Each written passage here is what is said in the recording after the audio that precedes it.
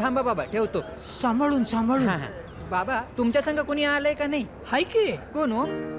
आपलं सरकार. त्यानंच तर आमच्यासारख्या ज्येष्ठ नागरिकांना एसटीचा प्रवास मोफत केलाय.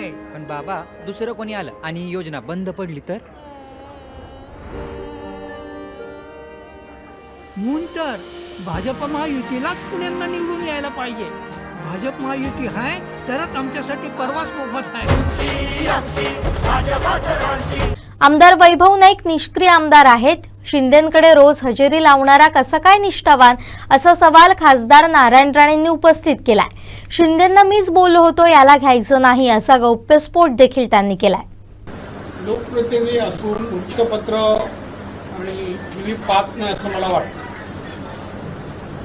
आता या जिल्ह्यात ओरसला जे टेक्निकल सेंटर चाललं आहे हे कोणी आणलं?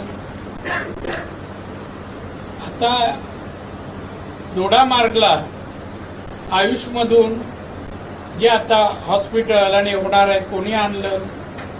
आज चौपदरी रस्ता पूर्ण करण्यासाठी प्रयत्न कोणी केले? अजून रत्नागिरी झाला नाही, आपला झाला. शैक्षणिक दर्जा कोणी वाढवला? त्याचा त्यांनी काही केलं नाही ना.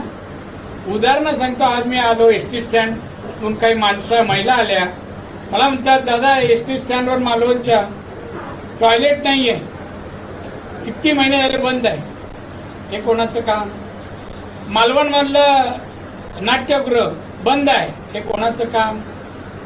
काय काम केले? बंधारे बिंधारे सगळं ब्रिज मी केले, यांनी काय केलं? हा अतिशय निष्क्रिय आहे. तो जे वापरतो ना निष्ठावान.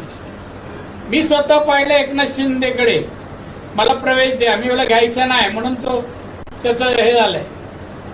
हा निष्ठावान, रोज हजेरी लावणारा तिकडे. त्यामुळे मला काय बोलायचं नाही. मी एवढंच मी सांगेन की आम्ही केले कार्य लोकांसमोर आहे. पत्रकारांनाही ते दिसत नसतील तर असे प्रश्न विचारा. आमचे दिवसभरातले सर्व अपडेट्स, ताज्या घडामोडी आणि थेट लाईव्ह पाहण्यासाठी सबस्क्राईब करा, लाईक करा कोकणचं नंबर 1 महा चॅनल कोकण 7 लाईव्हचं YouTube चॅनल.